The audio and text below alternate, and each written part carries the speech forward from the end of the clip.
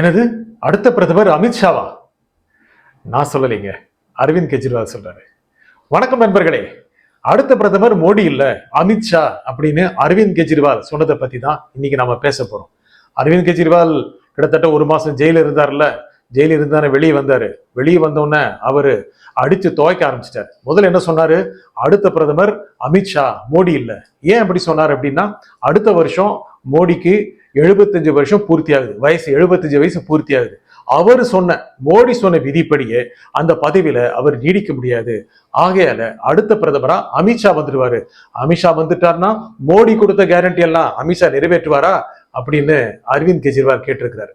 இது ஒரு அரசியல் பேச்சு அப்படின்னு சொன்னாலும் கூட ஒரு பெரிய அதிர்வலைகளை ஏற்படுத்திருச்சு. 4வது கட்ட தேர்தல், 5, 6, 7 கட்ட தேர்தல்கள்ல மக்கள் கிட்ட ஒரு குழப்பத்தை ஏற்படுத்திருக்கு. குழப்பத்தை ஏற்படுத்தணும் அப்படிங்கிறதுக்காக தான் அரவிந்த் கெஜ்ரிவால் அப்படி பேசியிருக்கிறாரு. ஏன்னா மோடிங்கிற பிம்பம் தான் நாடு முழுவதும் நல்லா பதிவாகிருக்கு. மோடிக்காக தான் மக்கள் ஓட்டு போடுறாங்க. பிஜேபிக்கும் மிகப்பெரிய கட்டுமானம் இருக்கு, இல்லைன்னு சொல்ல முடியாது. இருந்தாலும் மோடிங்கிற முகம் தான் நாடு முழுவதும் ஒரு விற்பனை ஆகின்ற ஒரு பிராண்ட் சிம்பிளாக, பிராண்ட் இமேஜாக இருக்கு. அதை காலி பண்ணோம் அப்படின்னு அரவிந்த் கெஜ்ரிவால் திட்டமிட்டு ரூம் போட்டு யோசிச்சிருக்கிறாரு. ஜெயில போட்டாங்கல்ல, ரூம் போட்டு யோசிச்சு வெளியே வந்தோன்னு அடுத்த பிரதமர் மோடி இல்ல அப்படின்னு சொல்லிட்டாங்கன்னா மக்களுக்கு ஏமாற்றம் ஆயிருமில்ல. ஆனா உண்மையிலேயே அடுத்த பிரதமர் யாரு அப்படின்னு பிஜேபி யோசிச்சா இல்ல RSS யோசிச்சா? முக்கியமா சொல்ல போனா 2019 மீண்டும் பிரதமராக மோடி வந்த பிறகு அமித்ஷாவை மேல தூக்கக்கூடிய, அமித்ஷாவை முன்னிறுத்தக்கூடிய பல அம்சங்கள் நடந்தது. முக்கியமாக ஜம்மு காஷ்மீர் மாநிலத்துக்கு தனி அந்தஸ்து வழங்குகின்ற அரசியலமைப்பு சட்டத்தின் 370வது பிரிவு நீக்கப்பட்டது. உள்துறை அமைச்சர் அப்படிங்கிற வகையில அமித்ஷா தான் இந்த அறிவிப்பை வெளியிட்டார். அதுக்கப்புறம் குடியுரிமை திருத்த சட்டம் CAA, அது அந்த மாதிரி முத்தலாக் தடை சட்டம், இந்த மாதிரியான பிஜேபியோடைய RSS உடைய அஜெண்டாவை முன்னிறுத்துகின்ற, நாட்டு மக்களுக்கு அதை முன்கொண்டு செல்கின்ற ஒரு பணியை செஞ்சவரா தான் அமித்ஷா இருந்தார். அப்படின்னா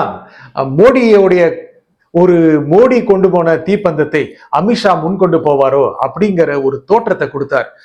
அடுத்த பிரதமர் அல்லது அடுத்த பிரதமர் வேட்பாளராக அமித்ஷாவை நிறுத்த பிஜேபி நினைக்குது, RSS நினைக்குது அப்படிங்கிற ஒரு தோற்றம் 2019 உருவாயிருச்சு. ஆனா இந்த கொரோனா தொலைச்சிருச்சுங்க. கொரோனா வந்தது, லாக்டவுன் வந்தது. இதுல என்ன ஆச்சுன்னா, மோடியை தவிர மற்றவர்கள் எல்லாமே கொஞ்சம் கீழே போக ஆரம்பிச்சிட்டாங்க. மோடியை முன் வச்சுதான் நாட்டு மக்கள் தங்களுடைய வளர்ச்சி எதிர்பார்த்தாங்க, தனக்கு ஒரு தீர்வு கிடைக்குமா அப்படின்னு எதிர்பார்த்தாங்க. மோடி தான் டிவில தோன்றி இதெல்லாம் அனௌன்ஸ் பண்ணாரு, மக்களுக்கான நன்மைகள்லாம் சொன்னாரு. அப்படின்னா அடுத்த தேர்தலுக்கும் மோடியை தான் நம்பி இருக்கணும் அப்படின்னு பிஜேபி நினைச்சது, RSS நினைச்சது. சரி இந்த தேர்தல்ல இப்ப நடந்துகிட்டு இருக்கிற தேர்தல்ல அமித்ஷா வேண்டாம், மோடியை சொல்லிடலாம் அப்படின்னு திட்டமிட்டு கடந்த ஒரு வருஷமா மோடி கேரண்டி எல்லாம் சொல்லிட்டு இருக்கிறாரு. அந்த கேரண்டிக்கே வேட்டு வைக்கிறாரு அரவிந்த் கெஜ்ரிவால். என்ன சொல்றாரு? மோடி கேரண்டி கொடுத்துட்டாருன்னா, அமித்ஷா பிரதமர் ஆயிட்டாருன்னா அந்த கேரண்டியை யார் நிறைவேற்றுவாங்க? ஆகையால அரவிந்த் கெஜ்ரிவால் 10 கேரண்டியை கொடுக்குறாரு. அந்த கேரண்டிக்கெல்லாம் தான் கேரண்டியா இருப்பாரு அப்படின்னு சொல்றாரு. ஏன்னா அவருக்கு வயசெல்லாம் இருக்கான். அவர் ஆட்சிக்கு வருவாராம், ஆட்சியில் இருக்கிறவங்களுக்கு உதவி செய்வாராம், ஆலோசனை சொல்வாராம். அவரால் கேரண்டியை செயல்படுத்த முடியுமா? ஆனா மோடியால முடியாதான். மக்கள் கிட்ட குழப்பத்தை ஏற்படுத்திட்டார்ல. மிச்சம் இருக்கிற இந்த தேர்தலுடைய கட்டங்கள், 4வது, 5வது, 6வது, 7வது கட்டங்கள்ல ஓட்டு போடுறவங்க யாருக்கு ஓட்டு போடுறது அப்படிங்கிற குழப்பத்தை அடைவாங்க. அதை சொல்லி அவர் ஜெயிச்சிட்டாரு. இந்த மாதிரி அரவிந்த் கெஜ்ரிவால் பல விஷயங்களை சொல்றாரு. என்ன சொல்றாருன்னா, ஒரே நாடு ஒரே தலைவர் அப்படின்னு மோடி உருவாக்கிடுவாரு. மறுபடியும் பயமுறுத்துறது. ஏன்னா மறுபடியும் மோடி ஆட்சிக்கு வந்தாங்கன்னா எல்லாரும் தூக்கி ஜெயில போட்டுருவாராம். ஸ்டாலினை, மம்தா பானர்ஜிய, அரவிந்த் கெஜ்ரிவால, பினராயி விஜயனை, இது மாதிரி எதிர்கட்சி தலைவர்கள் எல்லாத்தையும் உள்ள தூக்கி போட்டுருவாரு அப்படின்னு ஒரு பயத்தை கொடுக்கறது மூலம் நாட்டுல ஜனநாயகமே இல்லாம போயிருவோம் அப்படின்னு மக்கள் நினைக்க ஆரம்பிச்சிட்டாங்க. முக்கியமாக நடுத்தர மக்கள் இருக்காங்க இல்லையா, அவங்க நேரடியாக பிஜேபி காரங்களோ காங்கிரஸ் காரங்களோ இல்ல, அவங்களுக்கு எது நன்மை நினைக்கிறாங்களோ அதுக்கு ஓட்டு போடுறவங்க. அவங்க மனசுல ஒரு பயத்தை, ஒரு கிளேசத்தை, ஒரு அதிர்வலிகளை அரவிந்த் கெஜ்ரிவால் ஏற்படுத்திட்டார். இது தேர்தலை எப்படி எதிரொலிக்க போகுது அப்படிங்கிறது நம்ம முடிவை வச்சுதான் பார்க்க முடியும். அதே மாதிரி அவர் கொடுத்த கேரண்டி எல்லாம் என்ன தெரியுமா? இலவச மின்சாரம், தடையில்லாத மின்சாரம், சைனா பிடிச்சி வச்சிருக்கானே அதையெல்லாம் மீட்கிறது. ஏதோ முக்கியமாக எல்லையில எதிரி நாடுகள், எல்லையில் இருக்கின்ற அண்டை நாடுகள், நம்ம மேல எந்த அத்துமீறலையும் செலுத்தாதபடியாக கடந்த 10 ஆண்டுகளாக மோடி அரசு திறம்பட செயல்பட்டு வருது அப்படிதானே சொல்லிட்டு வருது. அதுக்கே அவர் குழி தோன்றாரு அரவிந்த் கெஜ்ரிவால்.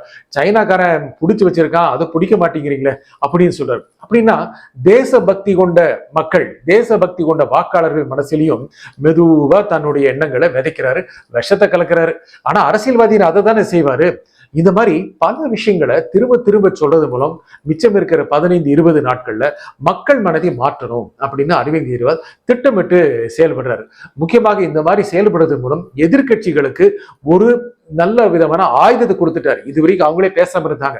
ராகுல் காந்தி கடந்த ஒரு 3-4 மாதங்களாக நல்லா பேசி மோடிக்கு ஒரு நல்ல ஒரு சவால இருக்கிறாரு. ஏன்னா அமித்ஷாவே இந்த தேர்தல் மோடிக்கும் ராகுலும் தான் அப்படின்னு சொல்லிட்டாரு. ஏன்னா ராகுலை ஒரு மாற்று சக்தியாக பிஜேபி ஏத்துக்குச்சு. அப்போ அரவிந்த் கெஜ்ரிவால் தான் ஒரு மகா சக்தி அப்படின்னு சொல்றாரு. அரவிந்த் கெஜ்ரிவாலுக்கு உள்ளூர நல்ல ஒரு ஆசை என்ன தெரியுமா? தானும் பிரதமர் ஆகணும். ஏற்கனவே ஒரு வீடியோ சொல்லி இருக்கிறோம், தான் தான் பிரதமர் வேட்பாளர் அப்படின்னு சொல்லுங்கப்பா அப்படின்னு நினைக்கிறார். அதுக்கு என்ன பண்ணணும்? டெல்லியில ஜெயிக்கணும், பஞ்சாப்ல ஸ்வீப் பண்ணணும், ஹரியானால நல்ல அளவுக்கு வாக்குகளை பெறணும், குஜராத்ல நல்ல தாக்கத்தை கொடுக்கணும், இன்னும் கோவா போன்ற பல்வேறு இடங்கள்ல ஆம் ஆத்மியுடைய பிரசன்ஸை காமிக்கணும். இப்படிலாம் காமிக்கிற பட்சத்துல தனக்கு ஒரு அதிகாரம் வளரும், தனக்கு ஒரு செல்வாக்கு வளரும், மோடிக்கு மாற்றாக மக்கள் நினைக்கிற அளவுக்கான ஒரு சக்தியாக மாறணும். ஏன் பிஜேபி அவரை ஒத்துக்கணும், அதெல்லாம் வேண்டாம்.